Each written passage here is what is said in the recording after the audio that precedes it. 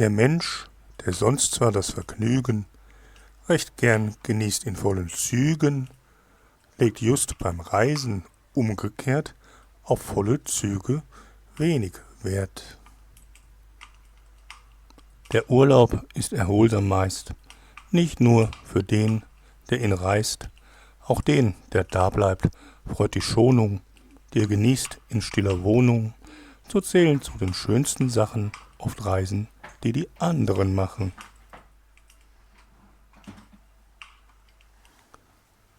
Es kracht dumpf im Eise, wumm, wir kehrten klugerweise um, als in dem grausen Faltenspiel fast einer in die Spalten fiel. Ihr könnt euch eure Witze sparen, dass wir nicht auf der Spitze waren.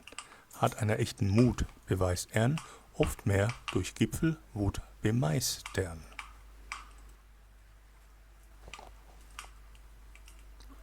Du möchtest gern alleine wandern, doch ständig stören dich die andern.